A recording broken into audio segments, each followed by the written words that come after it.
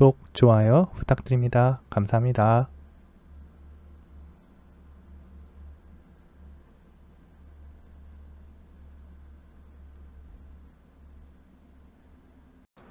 안녕하세요. 반갑습니다.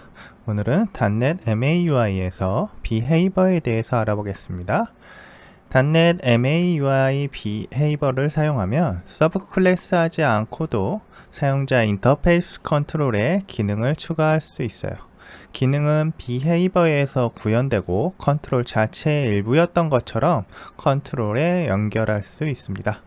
Behavior를 사용하면 코드가 컨트롤에 간결하게 첨부되고 컨트롤의 API와 직접 상호작용하기 때문에 대개 코드 숨김으로 작성해야 하는 코드를 대체하게 됩니다. 그리고 이 .NET MAUI는 두 가지 유형의 Behavior를 지원하고 있습니다.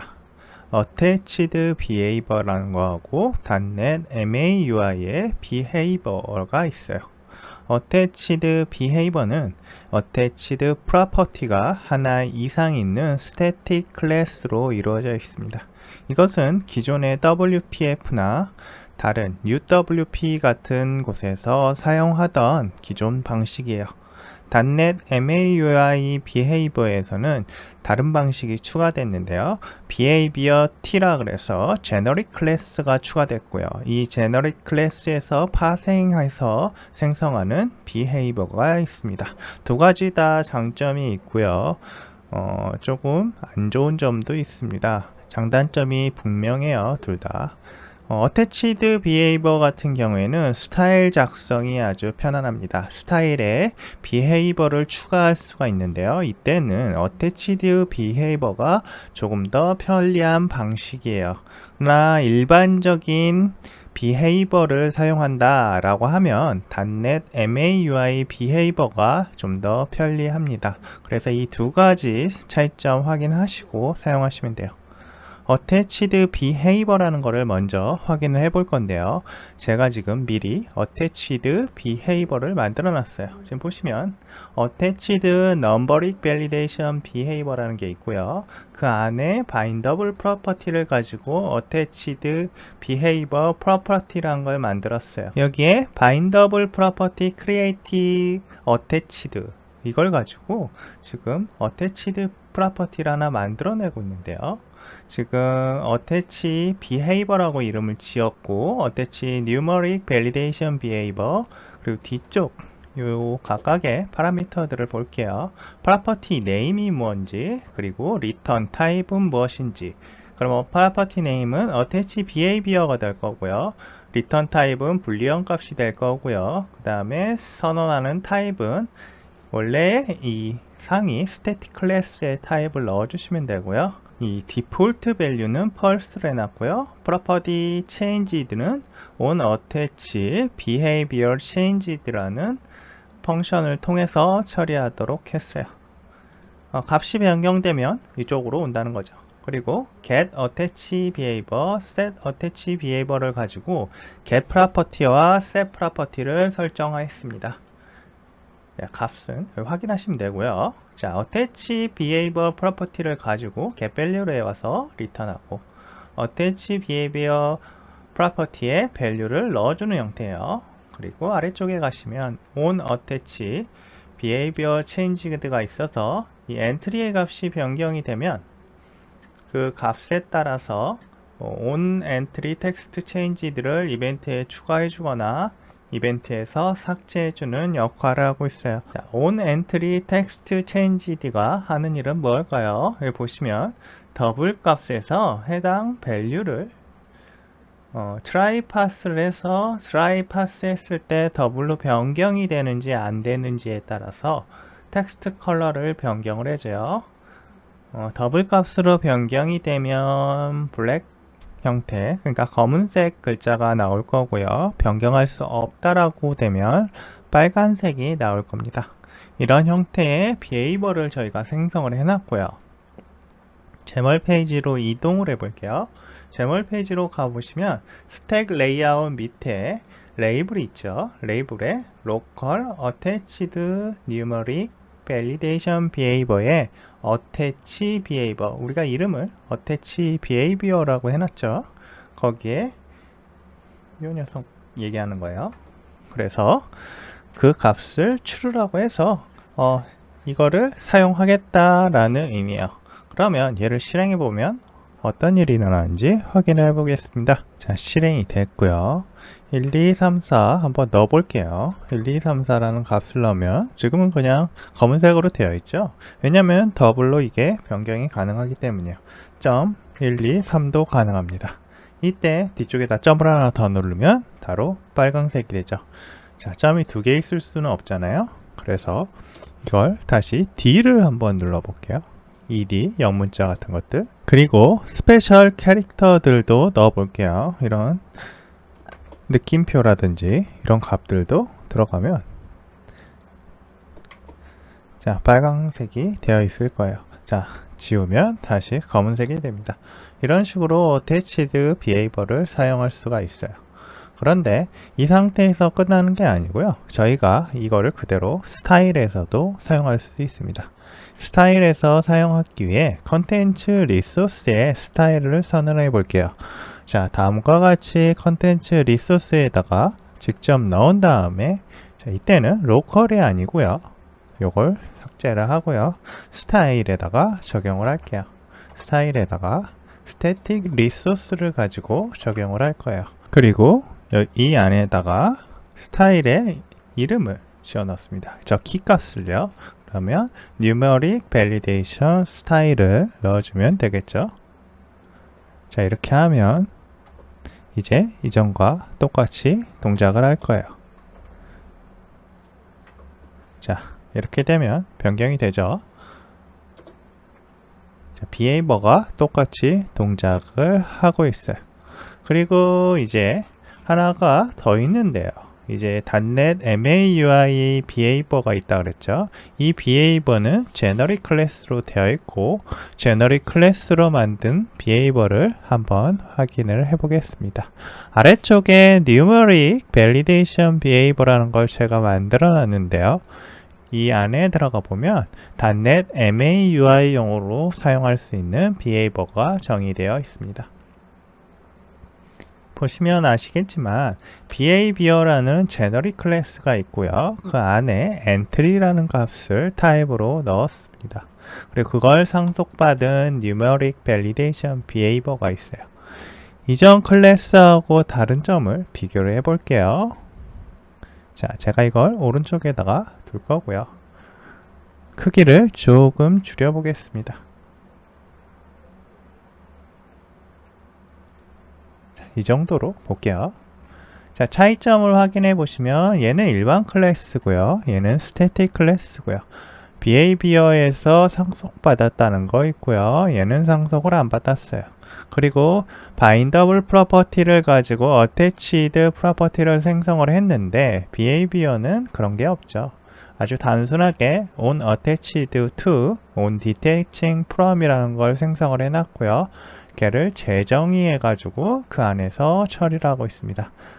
재정의하고 처리하고 on entry text change들을 그 안에서 플러스는 통해서 자, 이벤트 핸들러에 등록을 해주고 있죠. 여기는 삭제를 해주고 있고요. 자, 이걸 보시면 제너릭 클래스가 훨씬 간단하다는 걸 알 수 있잖아요. 어쨌든 이 제너릭 클래스를 가지고 저희가 페이지에서 적용을 다시 해보겠습니다. 이때는 플레이스홀더 아래 스타일을 지울 거예요. 지우고요. 자, 엔트리도 약간의 변경을 할 건데요. 엔트리 밑에다가 뭔가 값을 넣어야 해서 그래요. entry.behaviors를 사용을 할 거고요. 이 안에서 local 하고요. numeric validation behavior를 추가를 해줄 겁니다. 이렇게 해주면 되겠죠? 자, 이렇게 하면 기존하고 같은 형태를 또 처리를 할 수 있어요. 여기에서 다시 샵을 넣어 보시면 자, 안 되죠? D를 넣어도 안 되고 점을 넣어도 안 된다고 빨간 글자로 변경이 됩니다. 이렇게 해서 behavior, generic behavior를 통해서 처리하는 방법도 알아봤어요. 물론 generic behavior를 가지고도요, 스타일에 적용을 할 수 있습니다. 하지만 저는 별로 이걸 권장하지 않습니다. 왜냐하면 generic behavior에 의해서 작업을 하는 방법을 보시면 attached behavior 플러스 generic behavior가 된 듯한 구조의 클래스를 만들어야 해요. 저는 이런 방식으로 해서 사용하는 걸 추천하지 않고요. 향후에 MAUI의 버전이 변경이 되면서 이 부분이 지금 이 .NET MAUI의 behavior를 사용하듯이 스타일 쪽에서도 사용하기 쉬워지면 그때 그 방법을 사용하라고 말씀드리고 싶어요. 그러면 지금 같은 경우에 스타일 쪽에서 behavior를 사용하려면 어떻게 하는 게 좋겠어요? attached behavior를 사용하시는 게 좋습니다. 왜냐하면 이런 경우에 attached behavior에 특정한 어떤 수정이 일어나지 않기 때문이에요. 우리가 다시 페이지로 이동을 해서 확인해 보시면 이 페이지에서 자, 스타일 세터의 프로퍼티에다가 그냥 attached property를 적용했을 뿐이에요. value는 true고요. 이게 다죠. 자, 이렇게 하는 게 훨씬 편하기 때문에 generic behavior를 가지고 클래스를 변경해서 적용해서 스타일에다가 넣는 거는 추천하지 않습니다. MVVM에 대해서 알아볼 겁니다. 그리고 이 MVVM이라는 걸 지원하는 커뮤니티 툴킷에 MVVM이라는 라이브러리도 설치해 볼 거예요. 자, 이 MVVM이라는 게 뭐냐 하면요. MVVM은 UI와 BUI 코드를 분리하기 위한 UI 아키텍처 디자인 패턴입니다. MVVM을 사용하면 제멀에서 선언적으로 UI를 정의하고 데이터 바인딩 마크업을 사용하여 데이터 및 명령이 포함된 다른 계층에 연결할 수 있습니다. 데이터 바인딩 인프라는 UI와 연결된 데이터를 동기화된 상태로 유지하고 사용자 입력을 적절한 명령으로 라우팅하는 느슨한 결합을 제공합니다. 느슨한 결합을 제공하기 때문에 데이터 바인딩을 사용하면 서로 다른 종류의 코드 간의 엄격한 종속성이 줄어듭니다. 이렇게 하면 다른 코드 단위에서 의도하지 않은 부작용을 일으키지 않고 개별 코드 단위, 메서드, 클래스, 컨트롤 등을 이야기하고요. 그런 개별 코드 단위를 더 쉽게 변경할 수 있습니다. 이러한 분리는 많은 디자인 패턴에서 중요한 개념인 관심의 분리의 예예요. 이제 코드를 분리하면 여러 가지 이점이 있지만 일단 몇 가지 이점을 한번 대표적인 이점을 이야기를 해볼게요. 반복적이고 탐색적인 코딩 스타일을 가능하게 해요. 자, 반복적이고 탐색적인 코딩 스타일을 가능하게 하고 격리된 변경은 덜 위험하고 실험하기가 쉽습니다. 테스트 같은 거 하기가 쉽다는 이야기예요. 단위 테스트를 단순화하게 되고요. 서로 격리된 코드 단위는 프로덕션 환경 외부에서 개별적으로 테스트할 수 있습니다. 이렇게 되면 목 같은 거 만들어서 테스트할 때 조금 더 편리하겠죠. 팀 협업을 지원하게 되고요. 잘 설계된 인터페이스를 준수하는 분리된 코드는 개별 개인 또는 팀에서 개발하고 나중에 통합할 수 있습니다.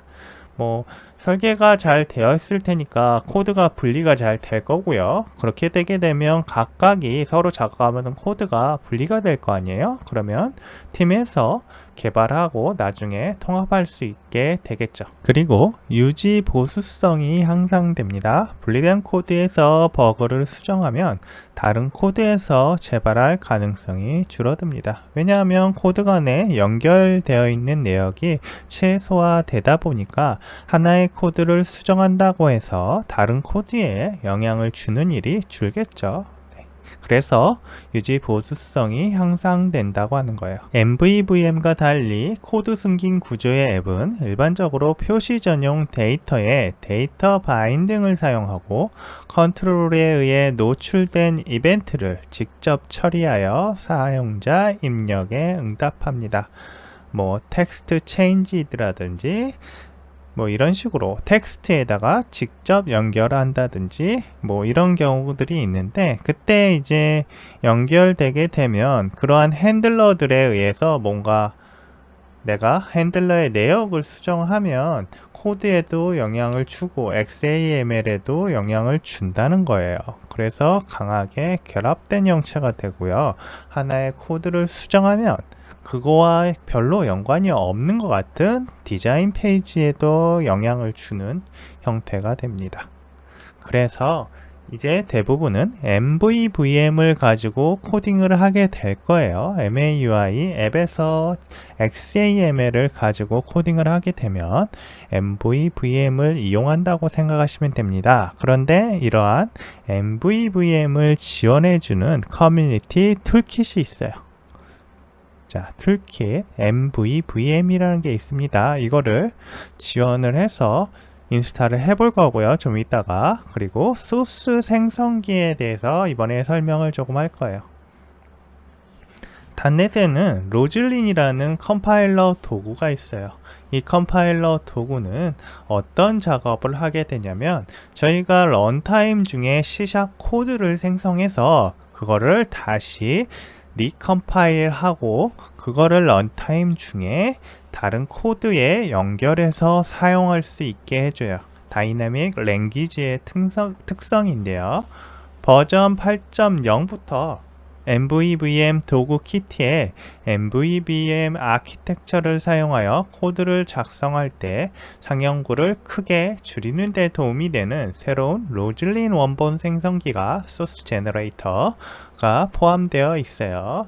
내역을 보시면 컴파일레이션 런하고 소스 제너레이터 스텝이 되어 컴파일레이션에, 그래서 코드를 분석한 이후에 새로운 코드로 생성하고 그 새로운 코드를 컴파일레이션에 추가한 다음에 컴파일레이션을 리즘 하도록 합니다. 그러니까 런타임에 하는 형태하고 약간 다르긴 한데, 어쨌든 컴파일 할 때 해당하는 애트리뷰트를 판단을 해서 내가 이전에 만들어 놓은 소스에 대해서 연결해서 뭔가 처리를 하도록 한다는 거예요. 로즐린은 런타임에도 코드를 생성할 수 있습니다. 지금 이 소스 생성기는 컴파일 타임에 컴파일에 우리가 만들어 놓은 컴파일 코드에 애트리뷰트를 추가를 해 놓을 건데요. 그 애트리뷰트가 해당 컴파일 되는 코드에 추가되어서 어떤 다른 코드를 생성해 낸다 라고 생각하시면 돼요. 자, 그래서 간단한 내역을 밑에 한번 보시면, 소스 제너레이터 뷰 모델이, 이걸 조금 있다가 한번 확인을 해볼 겁니다. 소스 제너레이터 뷰 모델이 observable 오브젝트를 통해서 상속을 해서 구현이 되어 있고요. 그러면 set property가 I notify property changed의 on property changed라는 걸 처리하고 있을 거예요. 그래서 이 set property가 그 작업을 해주고 있어요. 근데 소스 제너레이터, 이게 기존에 MVVM 툴킷을 썼을 때 이렇게 썼는데, 소스 제너레이터를 사용하면 이렇게 observable property만 쓰면 된다는 거예요. 이게 위의 코드와 완전히 똑같다고 생각하시면 됩니다. 물론 뭐 중간에 코딩이 더 추가되는 것들이 있을 겁니다. 그리고 커맨드도 있는데요.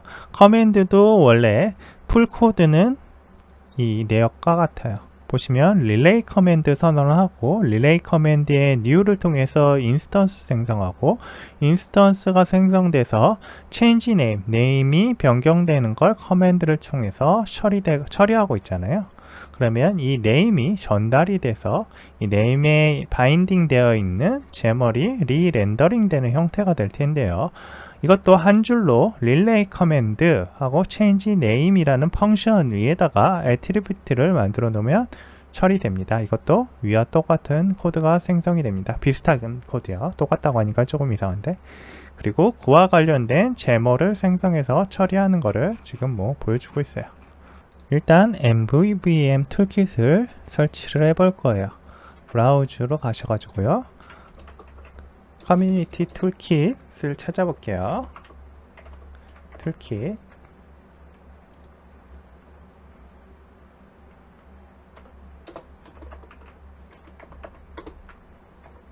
MVVM. 자, 여기 있죠. 8.0 버전이 최신 버전이에요. 지금 8월 5일자로 업데이트가 돼서 8.0이 정식 버전이 나왔습니다. 이전까지 프리릴리즈 형태였는데요. 이제 정식 버전이 나왔으니까 이걸 설치를 하겠습니다. 인스탈 하시고 Accept 누르시면 설치가 돼요. 그리고 자, 이 상태에서 이제 코드를 저희가 추가를 할 겁니다. 몇 가지 코드를 추가할 건데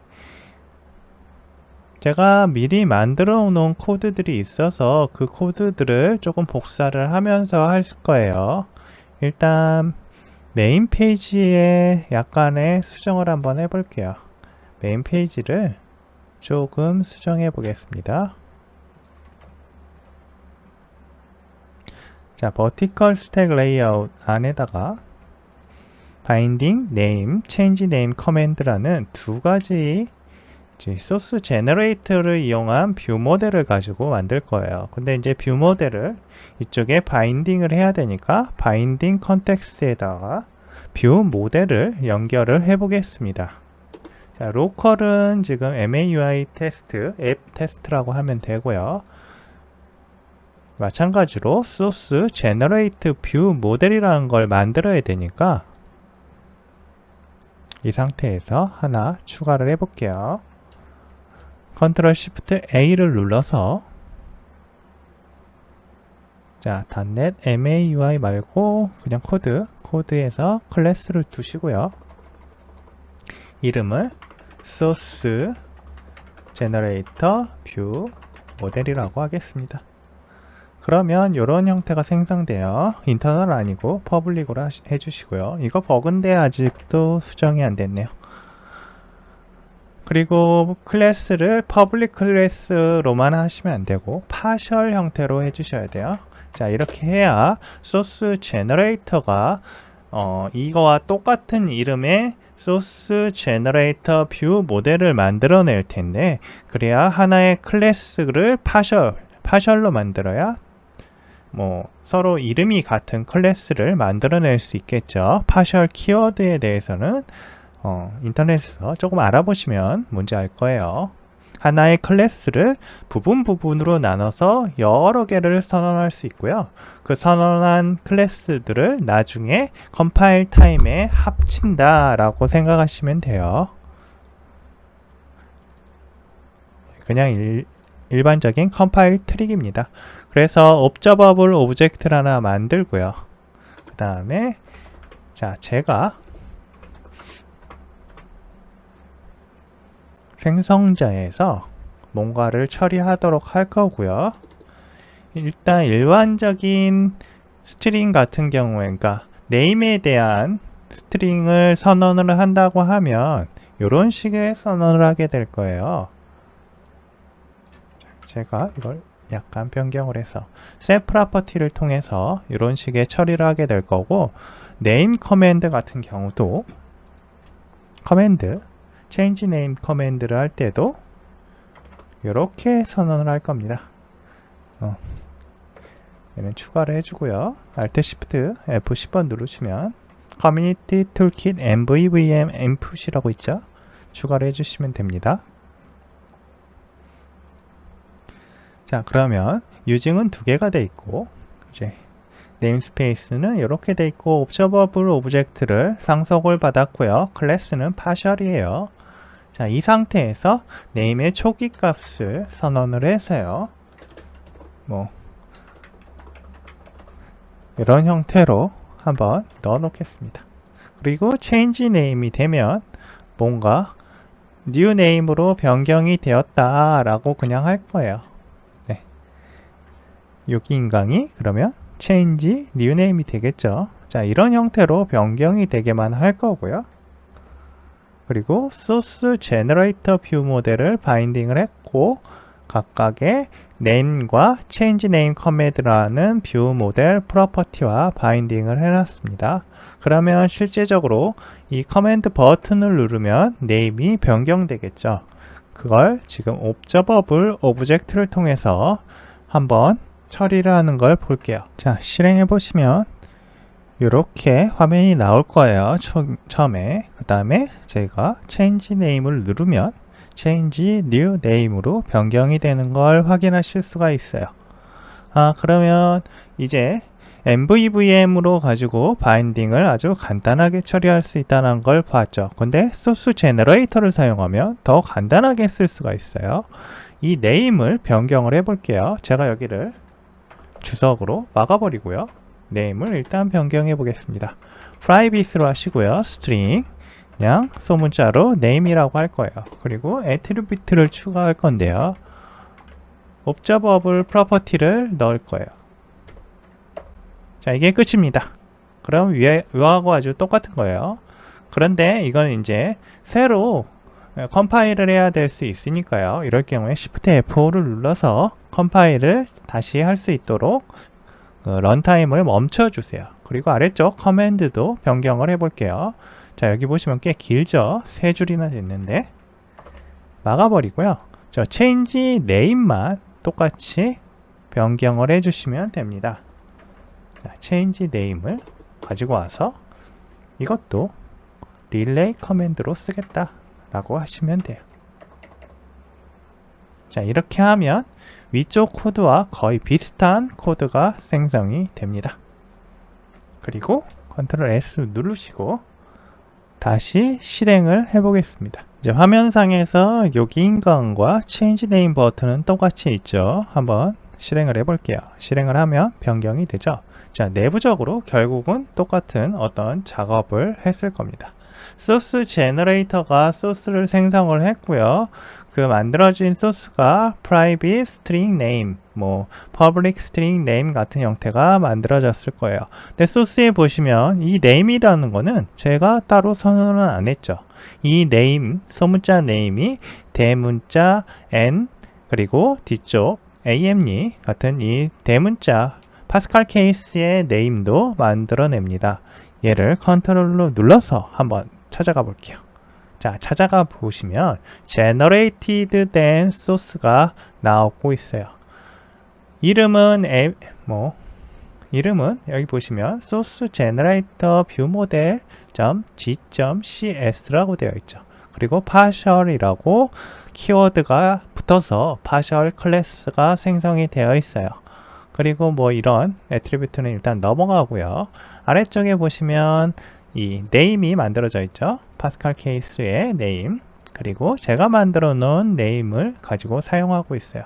소스 제너레이터가 이러한 작업을 자동으로 해주고 있고요. 이 내용 안쪽을 가보시면 on name changing, on name changed, on property changing, on property changed 같은 것들을 자동으로 처리해 준다는 걸 확인할 수 있습니다. 그리고 name에다가 value를 중간에 넣어주고 있죠.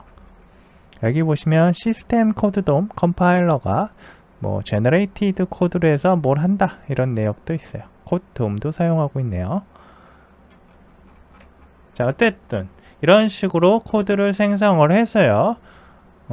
소스 제너레이터가 우리가 만들어야 되는 코드를 줄여준다는 것을 확인할 수 있었습니다.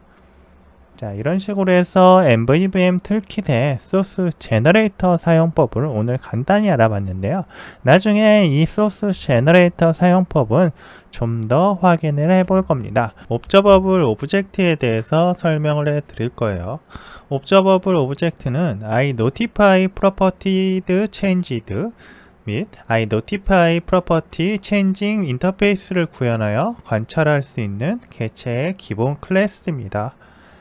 속성 변경 알림을 지원해야 하는 개체 종류의 시작점으로 사용할 수 있습니다. Property Changed 및 Property Changing 이벤트를 노출하고요. 이벤트를 자동으로 발생시키는데 사용할 수 있는 일련의 set property 메소드를 제공합니다. set property와 유사하지만 할당된 작업이 완료되면 작업 속성을 설정하고 알림 이벤트를 자동으로 발생시키는 기능이 있는 set property and notify on completion 메소드를 제공합니다. 알림 이벤트가 발생하는 방법을 사용자 지정하기 위해 파생된 형식에서 재정의할 수 있는 onProperty changed 및 onProperty changing 메소드를 또 노출하고 있어요. 자, 이런 기본적인 I notify property changing 인터페이스에 대한 기본적인 구현들을 다 해놓고 있어요. 그래서 우리가 기본 생성을 할 때 다음과 같이 합니다. 이 코드를 제가 미리 만들어 놨죠. 옵저버블 뷰 모델이라는 게 있고요. 이 파셜로 하셔야 돼요. 이 뷰 모델은 옵저버블 오브젝트로부터 상속을 받았어요. 그리고 초기 값을 my name is 유기인강이라고 했고요. private로 name과 name을 선언을 해놨습니다. 그리고 set property를 통해서 해당 내역들을 제멀에다가 통지를 해주고 있어요. 그리고 이거는 저번에 보셨던 source generator를 통해서 만드는 커맨드고요. relay 커맨드를 통해서 change name을 선언하도록 했고요. change name 커맨드가 자동으로 만들어지겠죠. 그 커맨드를 이용해서 버튼을 클릭하면 현재 시간하고 change new name이라는 걸 찍도록 해놨습니다. 자, 이게 옵저버블 뷰 모델이에요. 기본 생성은 이렇게 합니다. 그리고 어떤 경우가 있냐면 non-observable 모델을 랩핑한 모델이 있을 수 있어요. 이게 아마 대부분은 데이터베이스 모델의 속성을 이제 변경하려고 할 때 사용될 텐데요. 데이터베이스 모델 속성을 옵저버블 오브젝트로 만들 수는 없겠죠. 왜냐하면 EF 코어 같은 경우 해당 모델을 직접 제너레이트하고 그걸 사용한단 말이에요. 자기의 기본적인 엔터티 모델을 가지고 생성을 하기 때문에 우리가 이걸 임의로 변경을 해버리면 안 돼요. 그래서 이런 경우들이 있을 수 있는데 이런 경우들의 그 해당 모델의 변경을 어떻게 우리가 통지를 받거나 통지를 할 수 있을지에 대한 내역이에요. 여기 보시면 그냥 이게 DB에서 사용되는 유저라고 한번 가정을 해볼게요. 이거는 옵저버블 오브젝트가 아니잖아요. 옵저버블 오브젝트가 아닌 거를 옵저버블 유저를 통해서 컴포짓을 해놓고 있어요. 리드 온리 형태로 유저를 컴포짓을 하고 있고요. 그 다음에 옵저버블 유저라는 컨스트럭터에서 똑같이 my username is 여기인강이라고 하고 있고요. 여기 밑에 보시면 name에서 name이라는 프로퍼티에서 set 프로퍼티를 통해서 유저네임과 현재 들어온 값을 비교를 하고 변경이 됐으면 변경된 유저네임의 값을 지금 현재 들어온 값으로 변경을 해주고 있습니다. return도 유저의 네임을 가져가고 있죠. 자, 이런 식으로 통지를 하고 있어요. 통지를 릴레이하는 형태인 거예요. 자, 이런 식으로 non-observable 모델도 처리를 할 수 있습니다. 그리고 또 하나 처리가 가능한 게 있는데요.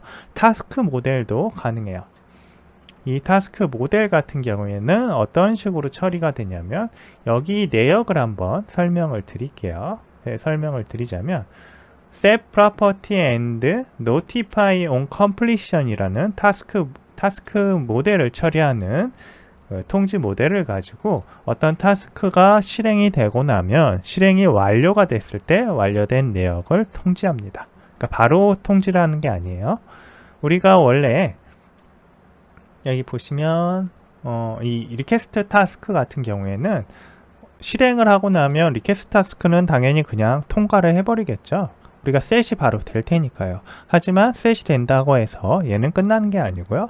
이 내역, 딜레이 타스크라는 내역이 실행이 될 때까지 대기를 합니다.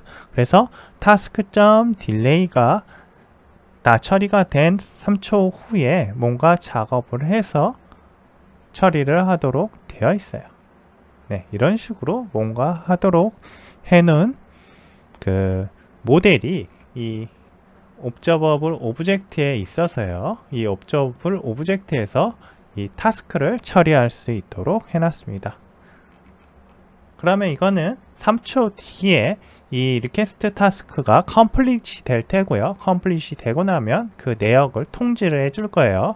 그럼 통지를 해주면 제멀에서 그걸 판단을 해서 이제 다음 작업을 해도 되겠네 라는 식의 화면 처리를 할 수 있겠죠. 아주 쉽게는 제가 생각했을 때 그 프로그레스 바 같은 경우 처리를 할 때 이게 아주 유용하게 사용이 가능할 겁니다. 자, 그래서 제가 여기에다가 이렇게 코드들을, 모델 코드들을 만들어 놨고요. 제멀 페이지로 한번 가보시면, 제멀 페이지에서는 이 레이블과 버튼, 레이블 버튼, 레이블 버튼 이렇게 해서 세 쌍이 만들어져 있어요.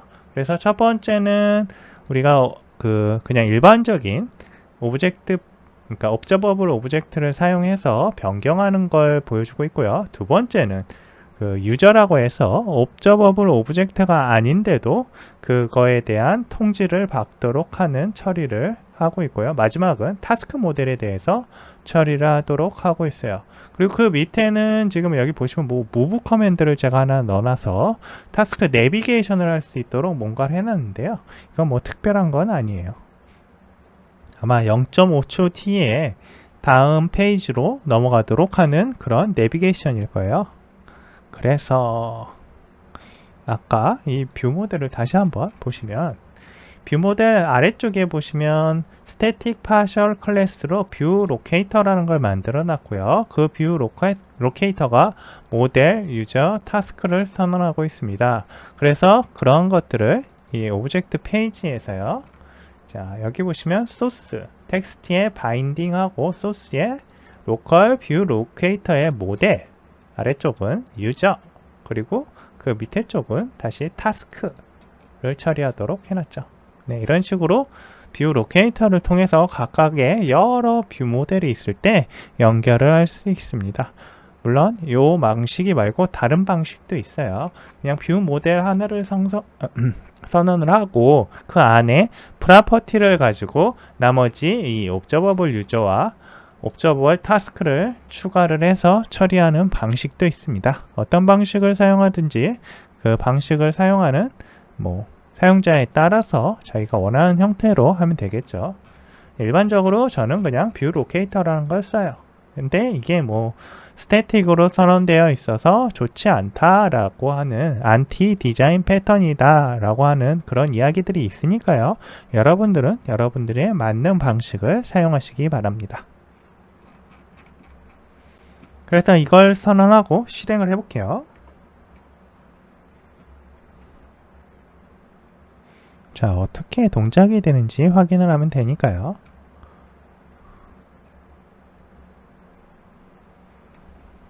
실행이 됐어요. 이제 실행이 되면 세 가지 버튼, 네 가지 버튼이 있겠죠. 하나는 내비게이션을 할 거고요. 그리고 나머지 세 개, 이게 좀 보기가 작은가요? 조금 키워서. 자, 나머지 세 개는 뭔가 동작을 하겠죠. 첫 번째는 my name is 여기 인강이 자, change new name 형태로 해서 변경이 됐죠. 자, 두 번째는 유저네임이 변경이 되는 거예요. 이것도 change username 하면서 변경이 된 걸 보여줬어요. 그리고 마지막이 아니고 세 번째 task execute를 한번 해볼게요. 하면 waiting for activation 하다가 3초 이후에 run to completion이 나오게 되어 있어요. 자, 이게 나온 이유는 페이지에 보시면 저희가 타스크의 스테이터스하고 연결을 해놨어요. request task status를 연결해 놨기 때문에 처음에 눌렀을 때하고 반응이 변경이 되는 거예요. 이 레이블에 waiting for action이라는 스테이터스를 찍다가 3초 후에 run to completion이 된 거예요. 다시 세볼게요. 1, 2, 3. 자, run to completion. 이렇게 나오죠. 자, 그리고 타스크 내비게이션을 눌렀을 때는 저희가 메인 페이지로 이동을 하도록 해놨어요. 메인 페이지 제멀로 이동을 하도록 코딩을 해놨기 때문에 그 메인 페이지로 이동하는 걸 확인할 수 있습니다. 그리고 백으로 가시면 다시 observable 오브젝트 페이지로 올 수 있습니다. 백으로 오는 걸 제가 지금 달 페이지로 해놔서 지금 표시가 이렇게 되는 거예요. observable recipient라는 이러한 형태의 어떤 메시지 수신자 역할을 하는 관찰 가능한 개체의 기본 클래스에 대해서 알아볼 거예요. 이 클래스는 iMessenger 유형을 사용하기 위한 지원도 제공하고 있는 observable 오브젝트의 확장이에요. 일반적으로 iMessenger라는 건 언제 사용하게 되냐면요. 뷰 모델 MVVM에서 뷰와 뷰 간에 데이터를 전달해야 될 수가 있어요. A라는 뷰가 있고 B라는 뷰가 있단 말이에요. 이거를 뷰 모델이라는 것들을 각각 가지고 있을 건데, 이러한 뷰 모델 간에 데이터를 주고받을 때 어떻게 하느냐라고 하면 A라는 뷰 모델을 B 뷰 모델이 유징해서 처리할 수도 있겠죠. 네, 근데 그런 식으로 처리하게 되면 이러한 뷰 모델 간에 서로 어떤 게 이루어지겠어요? 네, 의존성이 이루어지겠죠? 네, 결합을 하게 된다는 얘기예요. A에서 B로 보낼 때는 알겠는데, 그러면 B에서 다시 A로 데이터를 전달하려고 할 때는 어떻게 해야 될까요? 이럴 경우에 여러 가지 의존성 문제가 생기기 때문에 이 메신저라는 걸 이용을 해요. 일종의 옵저버 패턴이랑 비슷하다고 생각하시면 돼요. 일반적으로 예전에 WPF의 프리즘이라는 지금 이 MVVM 툴킷과 비슷한 역할을 하는 그 MVVM 라이브러리가 있었어요. WPF에서는 이 프리즘을 많이 사용했는데요.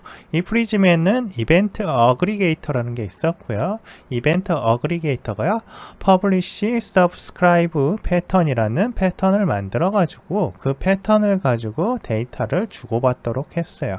네, 이 MVVM 툴킷은요, iMessenger라는 걸 이용해서 이걸 처리하고 있어요. 그리고 이 MVVM 툴킷은 이전에 MVVM Lite라는 이름으로 사용됐던 거고요. 그 전신이 MVVM Lite예요. 그거를 .NET MAUI로 오면서 커뮤니티 툴킷에다가 이 MVVM 툴킷을 추가를 했어요. 물론 MAUI에만 있는 건 아니고요. UWP라든지 다른 제멀 관련된 그 랭귀지를 사용하는 어떠한 .NET 플랫폼의 언어에서도 사용이 가능합니다. 어쨌든 이러한 부분들이 있는데 이 메신저가 그러한 역할을 해준다는 거예요. 이 메신저를 가지고 레지스터 하고요, 샌드 리시브를 통해서 처리를 할 수 있는데요. 지금 이러한 샌드 리시브 레지스터 같은 경우에서 샌드를 제외한 레지스터, 언레지스터 이런 부분들을 어디에서 처리하도록 하고 있냐면 observable recipient가 그러한 작업을 할 수 있게 클래스화 해놨어요. 그래서 캡슐화 해놨기 때문에 이런 캡슐화된 처리를 우리가 그냥 사용할 수 있어요. 뷰 모델에서 메시지를 보내고 받는데 사용할 수 있는 메신저 속성을 노출합니다. 뷰 모델을 활성화, 비활성화하는 isActive 속성을 노출해서 이걸 가지고 처리를 하고 있어요. 이게 만약에 isActive라는 속성이 true가 되면 onActivated가 실행이 되고요. isActive 속성이 false가 되면 onDeactivate가 실행이 돼서 그때 뭔가 처리하도록 할 수가 있습니다. 그래서 그러한 코딩들에 대해서 여기서 알아볼 거예요. 자, 제가 미리 만들어 놓은 observable recipient view 모델이라는 게 있어요. 여기 보시면 observable recipient 그리고 I recipient change name message라고 제가 만들어 놨죠. change name message는 다른 건 없고요. 특별한 건 없어요. 한번 가볼까요? 그래도 가보시면 request message string이라는 걸 통해서 어떤 메시지를 받으면 메시지한 처리를 하도록 해놓은 일반적인 메시지 모델이에요. 이 request message라는 거는 MVVM 메시지를 사용할 때 사용할 수 있는 그러한 클래스라고 생각하시면 됩니다. 네, 이렇게 했을 때 이 iRecipient가 여기 보시면 .receive라는 인터페이스를 노출하고 있어서 얘를 우리가 여기에서 정의를 하게 되면 리시브 쪽으로 메시지가 전달되도록 되어 있어요. 그러면 메시지의 샌드는 어디서 하게 될까요? 여기 보시면 messenger.send를 통해서 이 change name 메시지로 어떠한 특정한 내역을 전달해 주시면 그거를 레지스터하고 있는 쪽으로 다 전달이 되게 되어 있습니다. 자, 여기는 지금 뭐 여기 리시브도 또 하고 있네요. 네, 여기는 이렇게 안 해도 되고요. 이 녀석은 제가 한번 막아 보겠습니다. 이건 필요 없는 코드 같아서 코드가 들어왔네요. 제가 테스트를 하려면서 넣은 것 같고, 그리고 여기에서 지금 커맨드, 이 change name이라는 커맨드를 통해서 메시지 샌드를 하게 되면 이 subscribe를 하고 있죠. 얘가 레지스터를 하고 있어요. 레지스터를 내부적으로 on activate, deactivate에다가 뭐 레지스터를 하고 있고, 그때 이 리시브를 통해서 메신저가 들어온다고 생각하시면 돼요. 뭐 자세한 메신저에 대한 레지스터, 언레지스터 모델은 향후에 메신저에 대해 설명을 하면서 그때 알려드릴 테니까 지금 굳이 그 내역을 알 필요는 없고요. 이 I recipient change name message 이 형태를 통해서 이 리시브를 구현을 하고, 리시브를 구현하면 이 send에서 이 똑같은 change name 메시지를 리시브하고 있는 쪽으로 전달을 해준다고 생각하시면 돼요. 그러면 얘 말고 다른 쪽에도 갖고 있다면 어떻게 될까요? 그쪽으로도 전달이 되겠죠. 얘 말고 걔도 받아준다는 거예요. 그래서 이걸 한번 실행을 해볼게요. 이게 실행이 되면 이 녀석의 변경이, 요 유저의 변경이 이 위쪽 리시펜트 뷰 모델에도 적용이 되겠죠.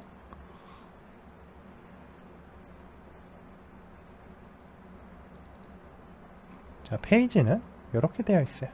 페이지는 뷰 로케이터를 쓰고 있지는 않고요. 옵저버블 리시피엔트 뷰 모델을 그대로 쓰고 있고, 옵저버블 리시피엔트 뷰 모델은 옵저버블 리시피엔트 유저도 같이 포함하고 있고요. get 할 때 new를 통해서 해당 유저를 업데이트 해주고 있습니다. 인스턴스를 생성을 해주는 거죠. 자, 그러면 생성이 이렇게 되죠. My name is 유기인강이고요. 이 녀석 누르면 그냥 이 녀석만 변경이 돼요. change. 근데 이 아래쪽을 수정을 했을 때는 위쪽도 수정이 됩니다. 이렇게 수정되는 이유는 메신저를 통해서 메시지가 전달이 됐기 때문이에요. 한번 디버그 포인트를 잡아가지고 진짜 전달이 되는지 확인을 해볼게요. 여기에서 change 유저네임을 누르면 send가 됐죠. send 쪽으로 왔죠. send를 누르면 receive 쪽으로 바로 전달이 돼서 뷰 모델 간의 데이터가 전달이 됩니다. 이런 식으로 해서 다른 뷰들, 뷰 뭐 A라는 뷰와 B라는 뷰가 데이터를 서로 주고받을 수가 있어요.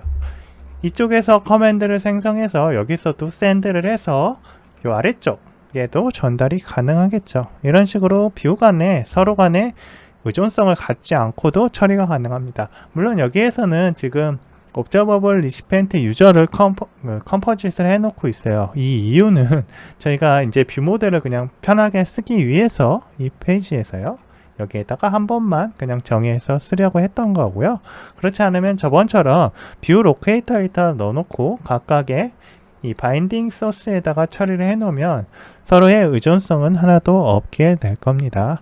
이런 식으로 해서 데이터를 뷰 간에 서로 주고받기 위해서 사용되는 게 옵저버블 리시피엔트라고 생각하시면 된다. 옵저버블 밸리데이터라는 거에 대해서 알아볼게요. 자, 이름에서 바로 뭔가 감이 오시죠? 밸리데이터 하면 유효성 검사를 하게 될 텐데요. 이러한 유효성 검사를 처리할 수 있도록 지원해주고 있는 게 옵저버블 밸리데이터예요. 옵저버블 밸리데이터는 애트리뷰트를 통해서 이러한 밸리데이션을 처리할 수 있도록 하고 있어요. 제가 여기에 옵저버블 밸리데이터의 처리를 위한 뷰 모델을 미리 만들어 놨습니다. 보시면 자, 옵저버블 밸리데이터 뷰 모델이 있고요. 옵저버블 밸리데이터가 있잖아요. 이걸 상속을 해서 이러한 속성은 required가 필요하고 minlength가 필요하고 maxlength가 필요하다. minlength는 5고 maxlength는 100이어야 한다 라는 거예요. minlength와 maxlength를 통해서 이게 맞지 않으면 뭔가 처리되도록 하겠죠. 자, 아래쪽은 두 가지 속성이 있는데 커스텀 밸리데이션이라는 걸 통해서 우리가 커스터머가 자기가 특정한 밸리데이션 처리를 하고 싶을 때 이 위쪽에 민랭스와 맥스랭스 이외에 뭔가 처리를 하고 싶을 때 그걸 처리하도록 하는 코드예요. 여기서는 어떤 걸 했냐면 레더와 디지트가 아닐 경우에 그거에 대해서 오류가 나도록 하고 있어요. 네, 그러한 처리를 하기 위한 코드가 validate name에 들어가 있습니다. 그래서 커스텀 밸리데이션을 하면 이 5부터 100짜리 플러스 레터나 디짓이 아닌 것들은 다 오류라고 처리를 하게 됩니다. 근데 그건 아직 안 할 거고요. 그 다음에 아래쪽 is letter or digit or space는 단순히 이거를 attribute 형태로 처리를 하도록 변경을 한 거야. 이 validate name 처리를요. 그래서 밑에 보시면 letter or digit or space예요. 위쪽은 space 처리는 안 했었죠. 근데 아래는 space까지 처리를 하도록 조금 수정은 했어요. 그리고 나서 그거에 대해서 메시지를 보내주고 있습니다. 여기는 오브가 아니고 war이죠. 왜 이렇게 되는지 모르겠네요. war space까지. 자, 이렇게 하도록 되어 있습니다. 이거를 한번 실행을 해 볼게요. 실행을 하면 어떤 식으로 보여지는지. 밸리데이터가 그러니까 요 애트리뷰트로 아주 간단하게 처리하도록 되어 있죠. 네, 처리하도록 되어 있고, 마지막으로 그 처리한 내역의 메시지는 그러면 어떻게 표현을 하냐면 이 change name을 할 때 제가 change name은 이제 커맨드를 누를 거 아니에요.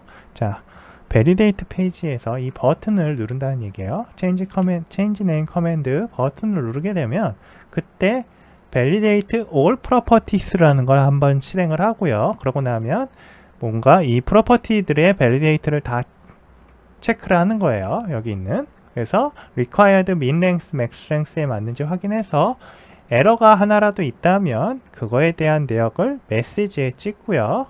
에러가 없다면 메시지는 없어지고 네임은 변경된 내역을 표시를 할 겁니다. 일단 실행을 한번 해보겠습니다.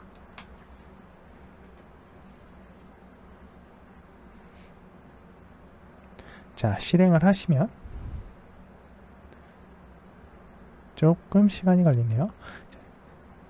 옵저버블 밸리데이터 페이지가 있죠.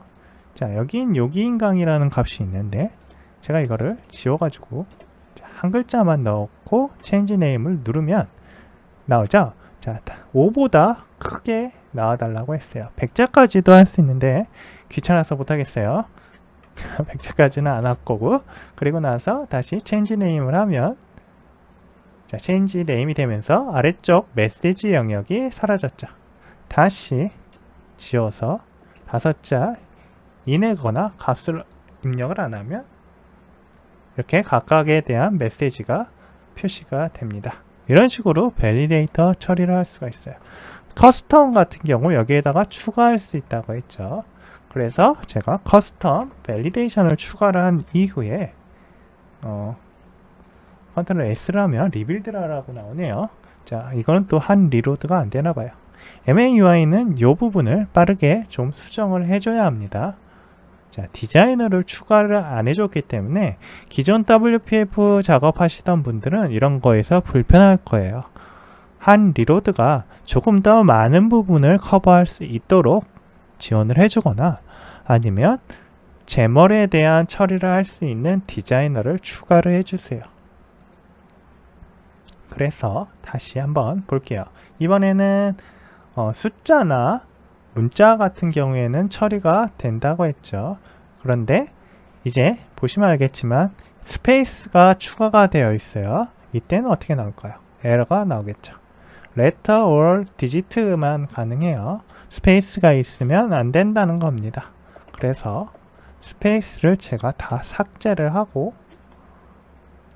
이때 특수 문자를 한번 넣어볼게요. 마찬가지로 특수 문자는 안 돼요. 빼면 다시 처리가 됩니다. 이제 이 상태에서는 다시 스페이스가 추가가 됐으니까 다시 에러가 되는 거예요. 이런 식으로 처리가 가능하고요.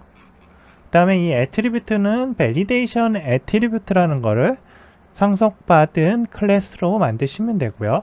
isValid라는 거를 오버라이드해서 밸류와 밸리데이션 컨텍스트를 가지고 처리를 할 수가 있어요.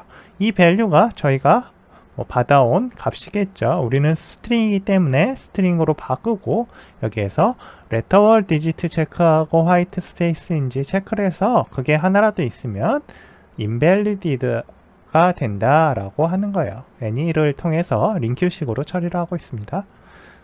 자, 그러면 얘까지 추가를 했을 때는 또 어떤 식이 될지, 자, 멈추고 다시 재컴파일을 해서요 실행을 해 볼게요. change name을 한번 바꿔볼게요. 이 녀석을 이제 스페이스까지 들어갈 수 있도록 한다 그랬죠. 자, 제가 커스텀 밸리데이션을 없애지 않고 있나 가지고 지금 스페이스 체크를 우선 해버리네요. 이걸 빼려는 거였는데 다시 뺄게요. 자, 이제 실행이 됐고요. 다시 스페이스를 넣어서 뭔가 문제가 있는지 해볼게요. 되죠? 이제 스페이스를 넣어도 됩니다. 자, 스페이스를 넣어도 처리가 되도록 해놨어요. 자, 여기에서 안 된 이유는 뭐냐면 여기 이 녀석들 때문이죠. 문자나 숫자나 스페이스만 되는 거예요. 그 이외에는 되지 않습니다. 이런 것들을 처리를 하도록 해놨어요. 그리고 아래쪽은 뭐 유저네임에 대한 거니까 요거는 상관이 없습니다. 자, 유저네임 쪽은 제가 따로 뭔가 처리를 하지 않았으니까요. 자, 이런 식으로 해서 밸리데이터 처리를 사용자 지정 유효성 검사를 추가하면서 처리할 수 있다는 것을 오늘 보여주었어요. 이 옵저버블 밸리데이터를 사용하면 상당히 편리하게 유효성 검사를 확인할 수 있습니다. 오늘은 여기까지 하겠습니다. 감사합니다. 구독, 좋아요 부탁드립니다. 감사합니다.